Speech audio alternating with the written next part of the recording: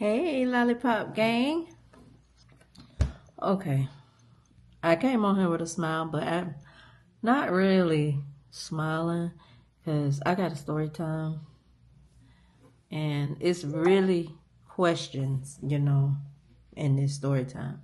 So I've been seeing on YouTube and the news about a man in Tallahassee, Florida that unalived his daughter. But what's crazy is how it came about is I know I just got off of work, so y'all gotta excuse me. I hope this mic is on. But I just got off of work and it's been bothering me for like I wanna say a couple weeks now. So I just wanna get it out.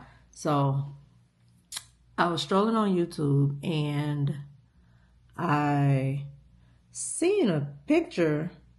Mind you, I'm at work, it's busy, and I like to listen to stuff on YouTube while I'm working. Oh, because I work overnight. And I'm just strolling, and thought I recognized a face. And it just gave me like this weird feeling, but I didn't pay attention to what it said. So I just strolled past it because at this point, the person's hair is different. And I haven't seen them in maybe like 2 or 3 years. I want to say it's 2 years. I believe it's been 2 years. So, no, maybe 3. But anyways, so I scroll past the picture. I can't really find nothing to watch or listen to. So I'm looking, and it popped up again. I looked again. I was like, that gotta be him. So I screenshotted it to my supervisor, which is a friend of mine, which is a good friend of mine.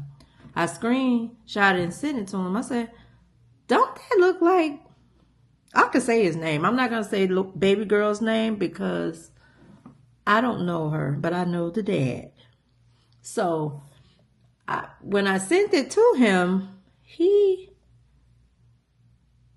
called me back immediately and said, look like that is. He said, I sent you that. I was like, I don't remember you sending me that. And he was like, yeah, I sent you that. So I'm like, because once I read what it said, I was like, no way. He didn't do that. I go back and I watched the video. I actually watched the video because I read what it said. And it's just like it brought chills over me that you're accused of unaliving your child. But what's crazy is I used to talk to the guy, and it was like I was just being nice to him, and then one night at work, he scared me so bad. And I'm not I'm not really scary like that. Like when it comes to people, they don't usually scare me, like toxic men and stuff like that. But it was something that he said that scared me. He used to come to my area, right? And I didn't mind, but then he tried to talk to me.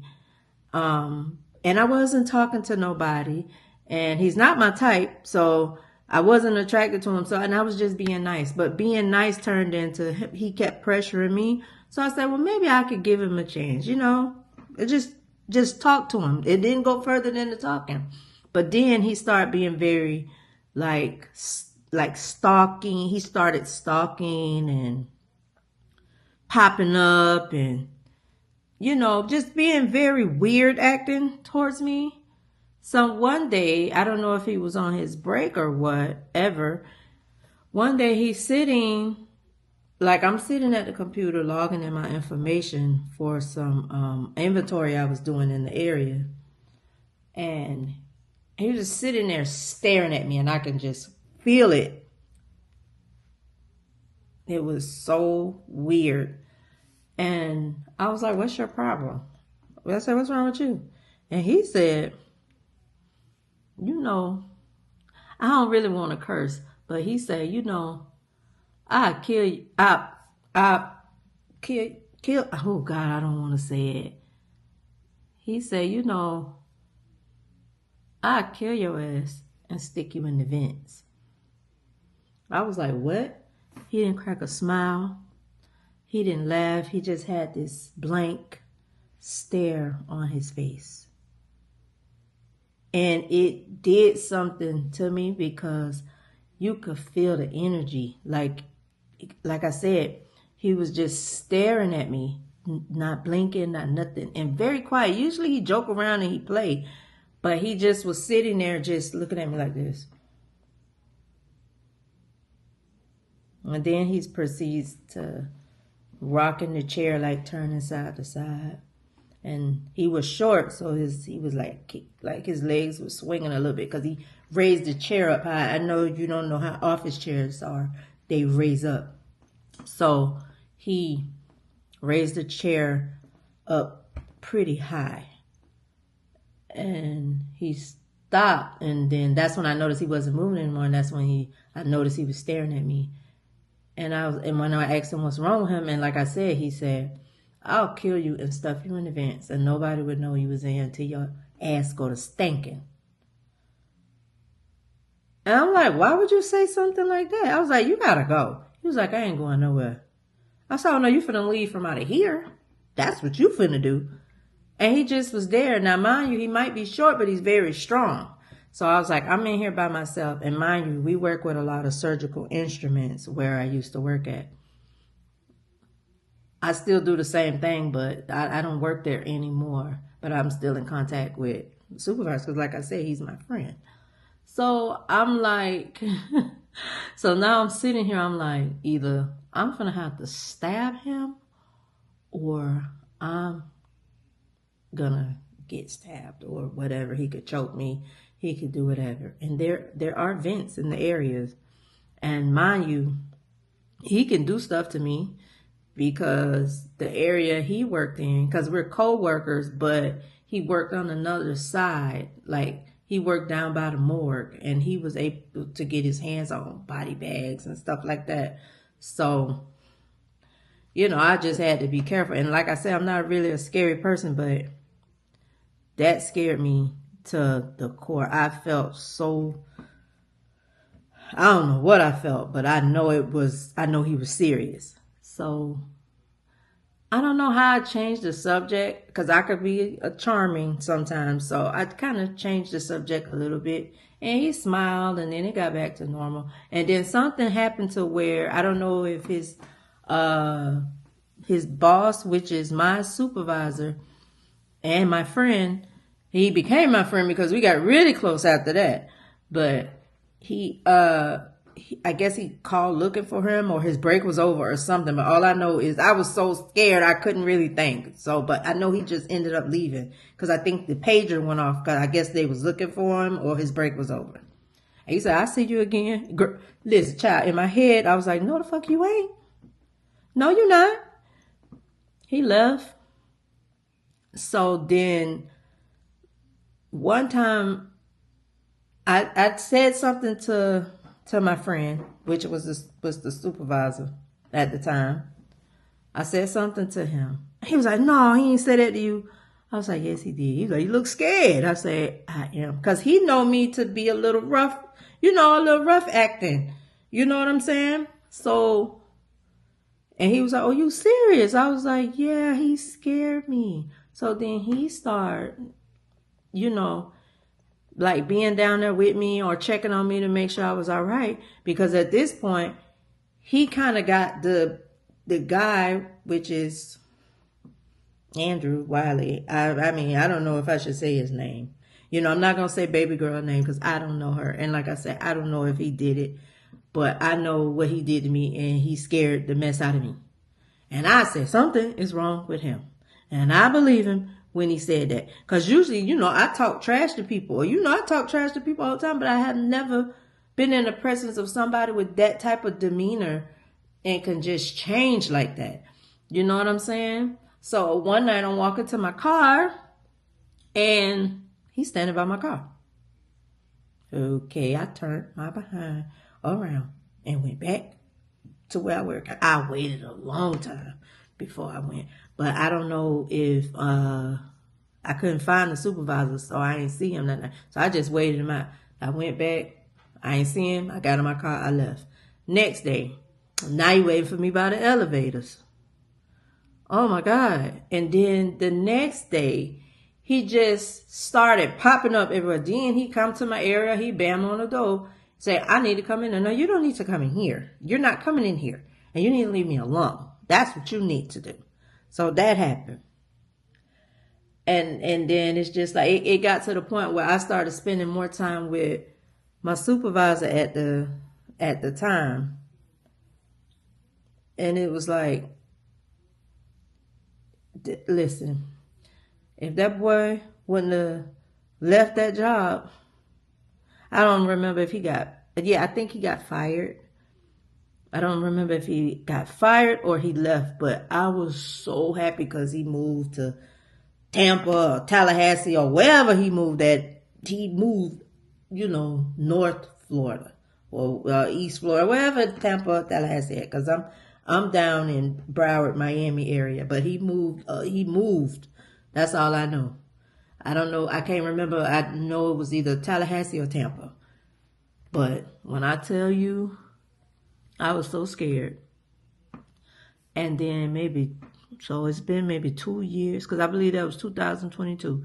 So I think that maybe it's been 2-3 years. I'm so frustrated when I think about it. Oh my God, it makes my head hurt, right? Damn phone. Hush.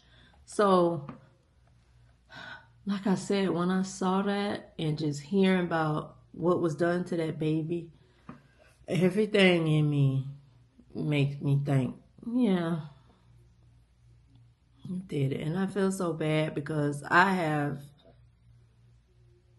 so say if he never showed me that part, right? And I start talking to him, and I got little kids. You guys see my daughter looks like his daughter. My daughter got a little dress, she dark skinned. And I'm not saying he did it, but if he did, if somebody could do that to their baby, they don't care about you or your children.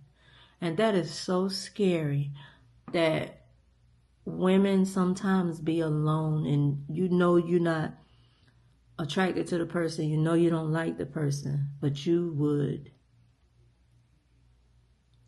just because you think somebody's being nice to you, just let your guard down like that. You know what I'm saying? That like every time I think about that, like what if he never would have showed me that side of him and then showed it to me later on? That really scared me because now I'm afraid to date. I've been afraid to date because every time you turn around, something has happened to one of these babies. And I got kids. You know what I'm saying? So I'm scared to date because of that. I don't want people around my kids. And then it's just the thought of I know somebody that would do something like that. Yo, that's driving me so crazy. But I didn't really go into details about everything because, like I said, I want to show respect to a baby girl. And I just pray he didn't do that. But everything in me feels like, yeah, because I know what you said to me and what you said you would do to me. And you so-called yourself when you first met me, think I'm the most prettiest chocolate thing you ever seen and how much you really like me, and then out of nowhere just turn into a whole different person and tell me you would chop me up and put me in the vents and nobody would know that I'm there until I go to stinking. For no reason at all. I didn't do anything to you. You just wanted to hurt me. So I guess I just needed to say that. Like, I kept going back and forth with it. Like, should I say something? And so I called my friend and I was like, do you think I should talk about it? Like, yeah, talk about it. Like, that's your story. Tell it. I mean, I ain't going into details of other things that happened, but I just felt like I needed to get that out. Like, that is crazy. When I tell you my mind is, and then now it's like once I saw that video and talked to my friend about it, like now that's all I'm seeing. But it's not even just that. I'm just seeing these babies all over YouTube, all over the news. Like, what is happening? I don't know what spirit is walking on this earth doing this. Because it's like I'm only seeing it with our kids, our girls. It's not, I don't want to see it in another race, but I'm saying what is going on that this is happening. That's what I'm saying. But I didn't mean to make this video that long. I just wanted to get my story out and let y'all know about something that happened to me that maybe could, I feel like just going off how I felt that one time and cutting that communication off, I feel like I really probably saved either my life or my kid's life. And I pray for baby girl. I pray that her spirit is okay. And I think he needs help. And I just feel bad for the girl. Like I said, I don't wish ill on nobody, but I feel bad for that baby. That really does something to me. I'm not going to cry. I'm going to get off of here before I start. So that's why I'm going to just leave. But I love y'all. Thank y'all for letting me share this. Peace.